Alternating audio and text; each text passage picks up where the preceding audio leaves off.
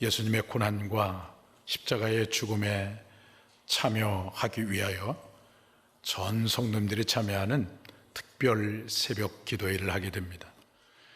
새벽 기도회가 마친 다음에는 교회 창립 100주년을 기념하는 특별 사경회가 있게 되는데, 우리 온 성도님들이 사모하시고 또 기도하는 가운데 참여하셔서 하나님께서 베푸시는 놀라운 은혜와 예비한 복을 받는 우리 성도님들이 되기를 축복합니다.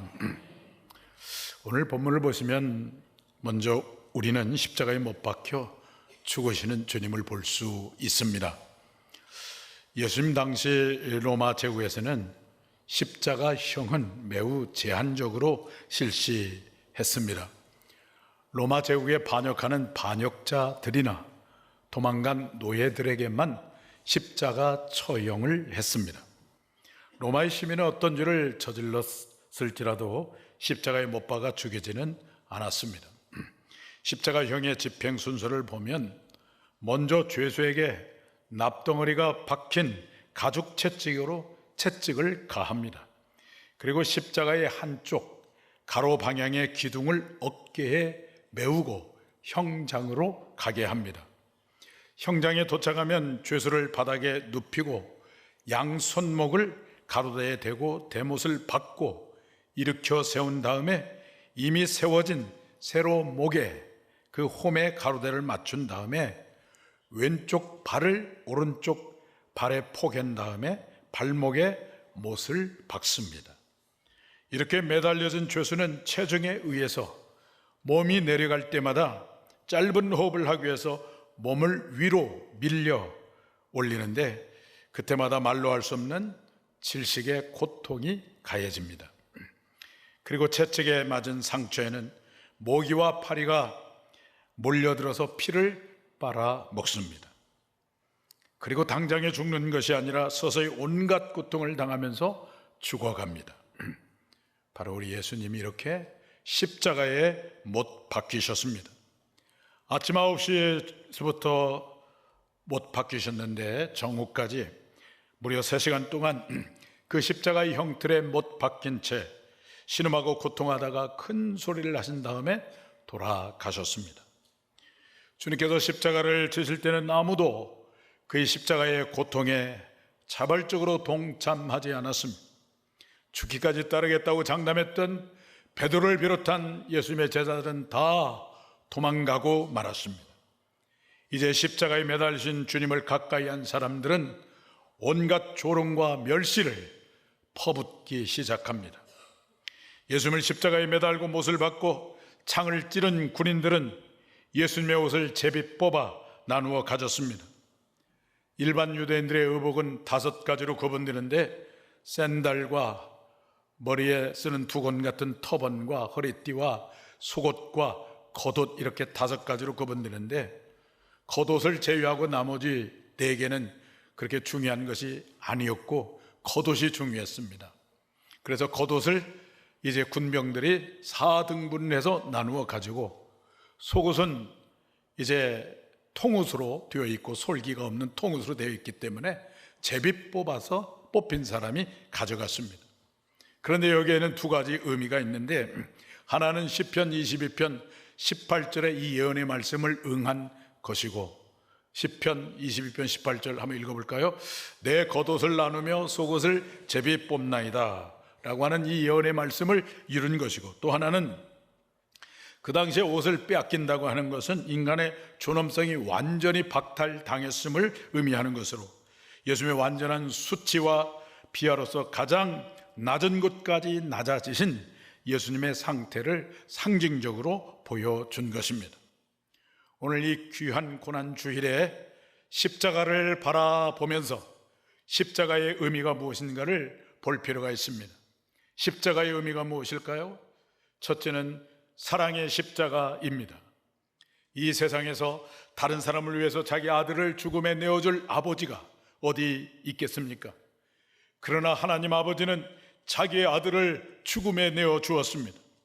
우리 인간들이 받는 온갖 고난의 쓴 잔을 그의 아들에게 다 받게 하였습니다. 죽음의 자리에 던져진 우리 주님의 처절한 절규를 들어보십시오. 49절 말씀을 보겠습니다.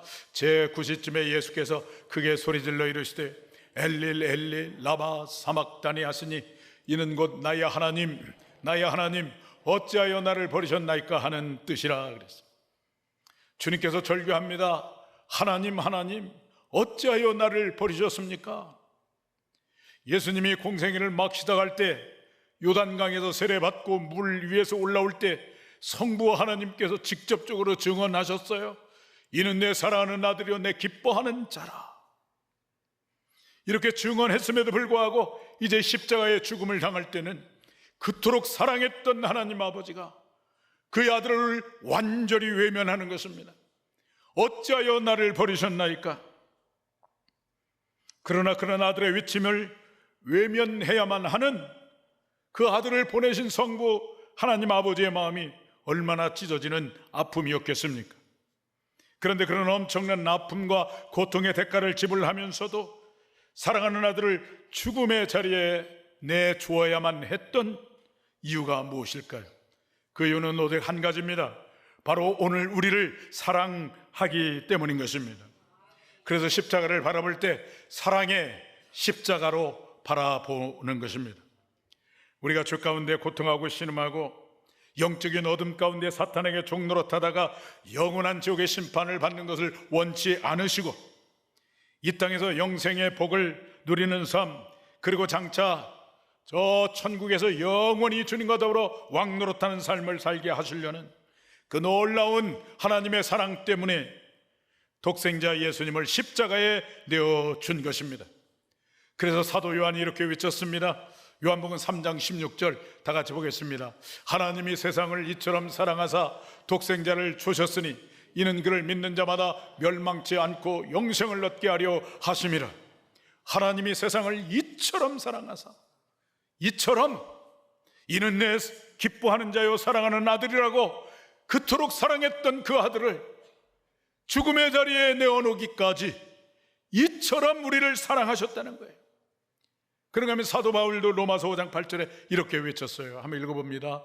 우리가 아직 죄인 되었을 때에 그리스도께서 우리를 위하여 죽으심으로 하나님께서 우리에 대한 자기의 사랑을 확증하셨느니라. 하나님의 사랑이 어디에서 확증되었습니까? 십자가에서 확증되었습니다. 우리가 삶을 살면서 잃는 것이 있을 수가 있습니다. 어려움을 당할 수가 있습니다. 시련을 만날 수도 있습니다. 그러나 그렇다고 해서 우리를 향하신 하나님의 사랑이 감해진 것일까요? 우리를 향하신 하나님의 사랑이 덜해진 것일까요? 아니죠. 십자가의 사랑은 무한대의 사랑입니다. 아무리 나누고 나누어도 그 사랑은 무한대의 사랑입니다. 그렇기 때문에 우리의 삶이 평탄하다면 더욱 감사하려니와 삶이 비록 힘들고 어려우면 어려울수록 이 십자가의 사랑, 무한대의 사랑의 관점에서 오늘 부딪히는 이 삶을 해석하시고 환경을 바라보는 것입니다. 그럴 때 그 십자가의 사랑, 무한대의 사랑을 기억하면서 우리는 다시 승리하며 살아갈 수가 있는 것입니다. 사랑하는 성도님들, 십자가를 바라보며 한없는 하나님의 사랑을 기억하며 어떤 환경 가운데 있을지라도 믿음의 용기를 얻으시고 모든 삶에서 승리하는 여러분 모두가 되기를 축복합니다. 십자가의 의미가 무엇일까요? 첫째는 사랑의 십자가입니다. 십자가를 바라볼 때마다 하나님이 우리를 이렇게 사랑하셨구나, 그 사랑을 기억할 필요가 있는 것이죠. 두 번째는 승리의 십자가입니다. 예수님께서는 육신적으로 고통을 받으셨지만 이보다 더 큰 고통은 어떤 고통이었냐면 정신적인 고통이었습니다. 특별히 엄청난 모욕을 당했습니다. 민중에게도 지도자에게도 또 예수님과 함께 십자가에 못 박혀 죽어가는 강도들에게도 심지어는 모욕을 당했습니다. 오늘 본문의 39절에서 44절까지 보시면 예수님이 모욕을 당하시는 장면입니다. 지나가는 군중들은 머리를 흔들며 성전을 헐고 사흘 만에 짓는 자여, 네가 하나님의 아들이거든 성전에서 내려오라, 그러면서 모욕합니다. 대제사장들과 서기관들과 장로들은 저가 남은 구원하였는데 자기는 구원할 수가 없구나 하면서 예수님을 희롱합니다. 십자가에 함께 못 박힌 강도들도 그들과 똑같이 주님을 모욕하고 조롱합니다. 그런데 이들의 모욕의 초점은 한 가지였습니다. 그것은 바로 예수님의 무력함에 대한 것이었습니다. 사실 우리도 세상을 살면서 예수님을 모욕하는 자리까지는 가지 않지만은 예수님을 모욕했던 사람들과 비슷한 의문을 가질 때가 있었는지 모르겠습니다. 역경을 당한다든지 그렇게 밤낮 기도하고 부르짖었는데 응답이 없을 때 정말 하나님이 계시다면 왜 나를 이 역경 가운데서 건져주시지 않는다는 말인가? 하나님이 나를 사랑한다면 왜 내 기도를 들어주지 않는다는 말인가? 하나님이 전능하신 하나님이라고 한다면 왜 이 질병에서 나를 고쳐주지 않는가? 그렇게 우리가 하나님께 따질 때가 있을 수가 있습니다.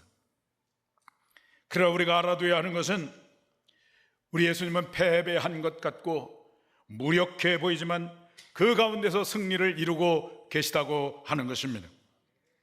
예수님 채찍에 맞고 십자가에 달려서 죽어서 무덤에 묻힌 일련의 모든 사건은 한마디로 말하면 패배의 사건입니다. 그러나 그가 채찍에 맞음으로 우리가 질병에서 나음을 얻는 길이 열렸습니다. 이사야 53장 5절 말씀을 보겠습니다. 그가 채찍에 맞음으로 우리가 나음을 받았도다 그랬어요. 또 예수님이 십자가에 달리심으로 우리가 저주에서 벗어날 수 있게 되었습니다. 갈라디아서 3장 13절 보겠습니다. 그리스도께서 우리를 위하여 저주를 받은 바 되사 율법의 저주에서 우리를 속량하셨으니 그뿐만 아니라 예수님께서 죽으셨으나 부활하여 우리에게 영생을 누리게 하였습니다. 그런 거로 예수님은 이렇게 패배한 것 같았지만 그러나 그 패배를 통해서 진정한 승리를 우리에게 안겨주신 것입니다. 우리 그리스도인들은 이 세상에 살고 있지만은 이 세상에 속한 사람이 아니라 오늘 여러분들은 어디에 속한 사람이죠? 하늘나라의 시민권자이죠. 그래서 여러분들은 하나님 나라의 가치와 하나님 나라의 영성과 그리고 하나님 나라의 백성으로 이 세상에 보냄을 받은 그리스도인들인 것입니다. 그러나 우리의 삶의 무대는 세상이에요. 세상은 이긴 자만이 승리하는 곳입니다. 적자 생존의 무대입니다. 그 속에서 우리 그리스도인들이 십자가의 도를 가지고 살아가는 것, 하나님 나라의 영성과 그 긍휼의 영성과 품어주고 관용하고 손해보고 희생하고 사랑하는 영성을 가지고 살아가는 거 정말 어려운 일이죠. 참으로 미련하고 어리석게 보이는 일이죠. 패배한 삶처럼 보일 것입니다. 그러나 여러분 기억하시기를 바랍니다. 우리가 세상에 살면서 세상이 이기는 것 같고 사탄이 이기는 것 같고 불의한 자들이 이기는 것 같지만 그래서 우리가 패배한 것 같지만 오늘 우리가 꼭 기억할 것은 십자가의 도를 가지고 살아가는 것이 우리가 진정 승리하는 길이고 그리고 장차 하나님이 예비하신 진정한 하늘의 복을 받는 길인 것입니다. 부부가 싸움할 때 이기는 길이 무엇입니까? 한쪽이 한쪽을 억압함으로 이기는 것일까요? 아니죠. 이긴 것 같지만은 남편도 아내도 둘 다 패배한 것입니다. 나 자신이 십자가에 못 박힐 때 이기는 것입니다. 사도 바울은 우리 그리스도인을 이렇게 표현했어요. 갈라디아서 2장 20절에 내가 그리스도와 함께 십자가에 못 박혔나니 그런즉 이제는 내가 산 것이 아니라 내 안에 그리스도께서 사신 것이라. 우리는 우리의 옛사람이 다 십자가에 못 박혀 죽었던 사람들입니다. 그럼에도 불구하고 아침에 일어나면 또 어떻습니까? 자아가 꿈틀거리죠. 자존심이 살아나죠. 자아가 살아나면 가장 좋아하는 존재가 있어요. 누구일까요? 사탄이죠. 사탄이 그 자아를 통해서 마음껏 자신의 흉계를 펼쳐 나가기 때문에 우리 자아가 꿈틀거리면 사탄이 좋아하는 거예요. 여러분, 인간관계 모든 갈등이 무엇 때문에 일어납니까? 깨어지지 않은 자존심 때문에 일어나는 거 아니겠습니까? 부부관계나 부모와 자식과의 관계, 성도와 성도와의 관계의 갈등이 벌어지는 이유는 다른 데 있는 게 아니라 자존심 때문입니다. 내 자아 때문에 일어나는 것입니다. 그럴 때마다 우리가 기억할 것은 나의 이 정과 욕심과 이 자존심이 예수님께서 십자가에 못 박혀 죽을 때 나도 함께 못 박아 죽었다라고 하는 것을 우리가 기억하고 인정하는 것입니다. 갈라디아서 5장 24절 말씀 보겠어요. 그리스도 예수의 사람들은 육체와 함께 그 정욕과 탐심을 십자가에 못 박았느니라 그랬어요. 이 자아가 이미 십자가에 못 박아 죽은 것을 인정하고 승리하는 길이 무엇일까요? 날마다 성령의 다스림을 받아서 섬김과 순종의 삶을 꾸준히 살아가는 것입니다. 순종과 섬김의 삶, 말로만 하는 것이 아니라 어쩌다 한두 번 이벤트처럼 하는 것이 아니라 지속적으로 꾸준히 하는 것입니다. 환경이 좋으면 하고 환경이 나쁘면 하지 않는 것이 아니라 비가 오나 눈이 오나 건강할 때나 불편할 때나 꾸준히 하는 것입니다.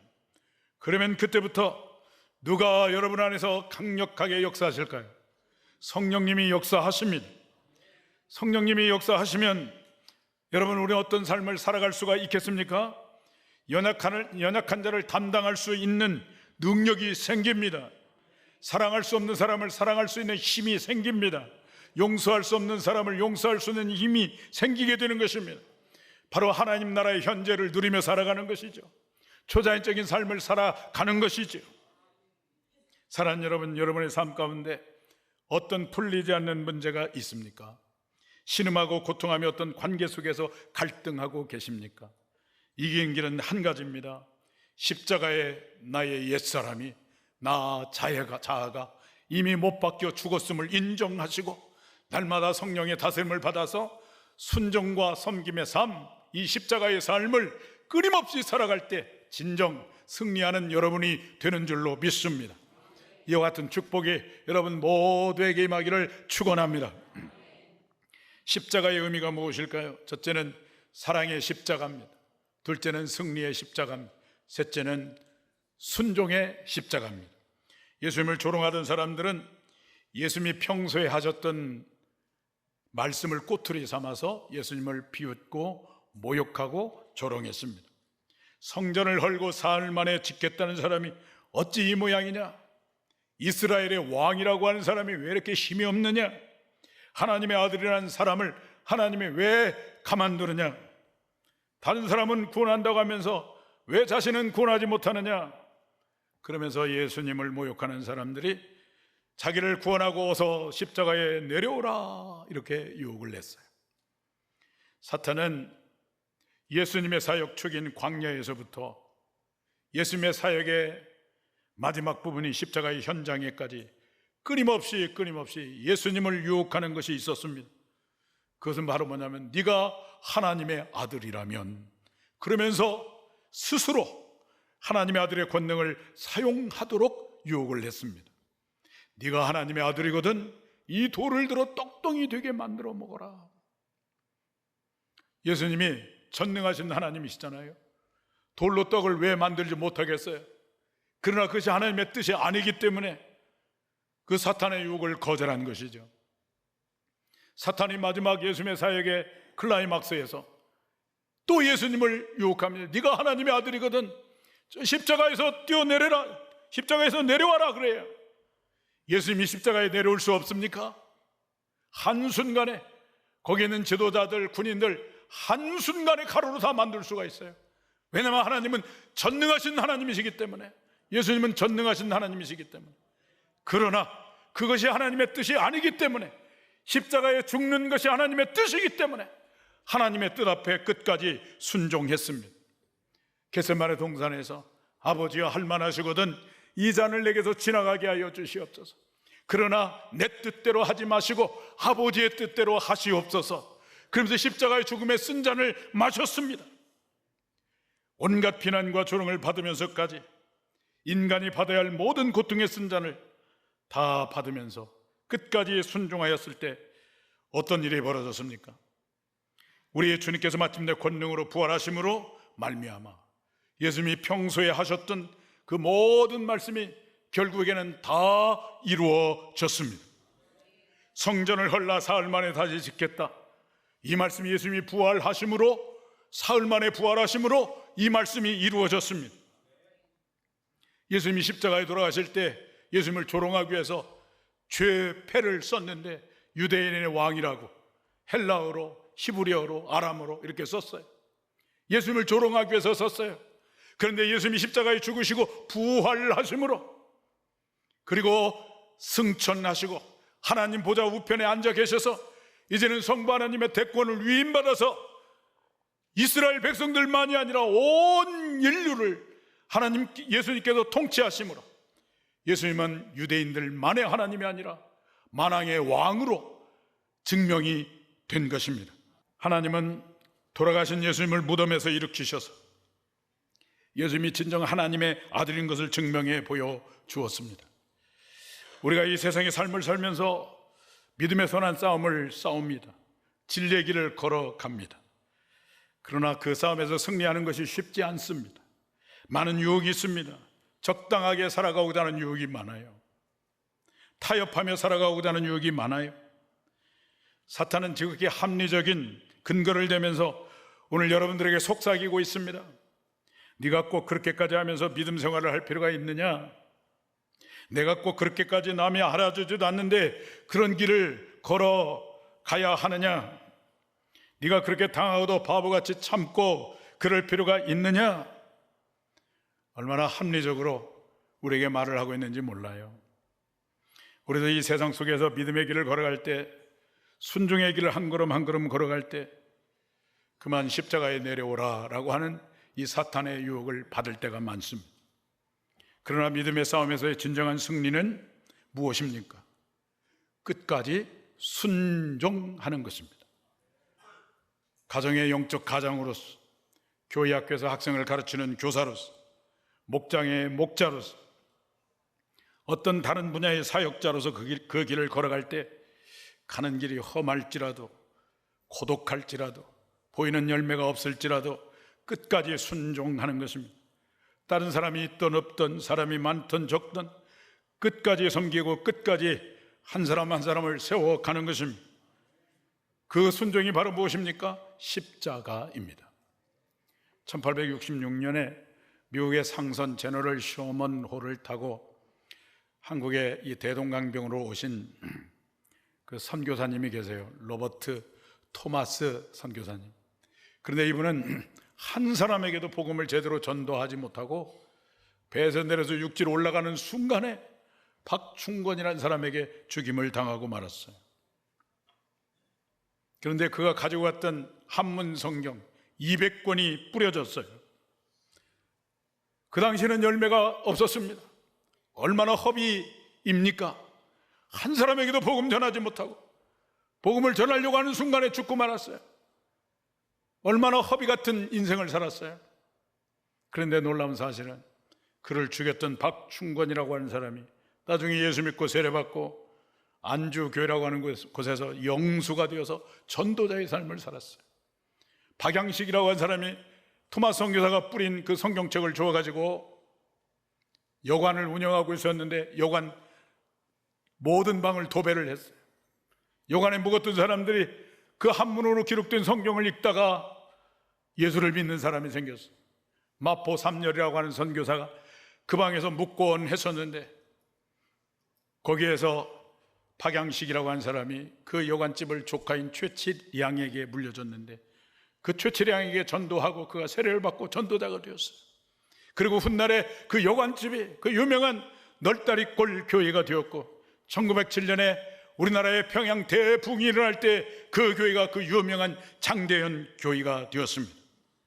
우리가 당장 보이는 열매가 없어도, 다른 사람이 없어도 꾸준히 그 자를 지키며 순종하는 것, 그것이 십자가입니다. 그럴 때 우리 하나님은 그 모든 순종을 기억하십니다. 그리고 하나님의 때가 되면 열매를 맺게 하십니다.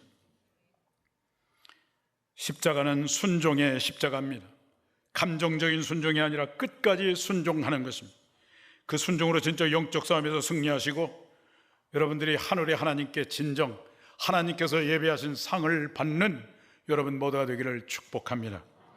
사랑하는 여러분, 주 달려 죽으신 십자가를 바라보는 이 귀한 시간이 되기를 바랍니다. 그래 우리의 가슴 속에 십자가의 사랑, 십자가를 통한 진정한 승리, 끝까지 순종함을 통한 주님의 뜻을 이루고 풍성한 열매를 맺고 하늘의 상급을 얻는 여러분 한 분 한 분이 다 되시기를 주님의 이름으로 축원합니다.